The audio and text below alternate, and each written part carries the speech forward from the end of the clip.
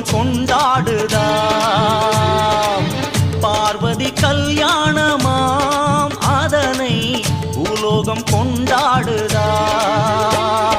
தாயாரின் ரூபத்தில் வேப்ப மரமாம், சிவனாரின் ரூபத்தில் அரச மரமாம். வேப்ப மரத்தில் குங்குமம் தீட்டி, அரச மரத்தில் திருநீரு பூசி, அன்னைக்கும் சிவனார்க்கும் கல்யாணமாம். மங்கையரின் புலவையிலே மரம் சிலிர்க்குதாம்.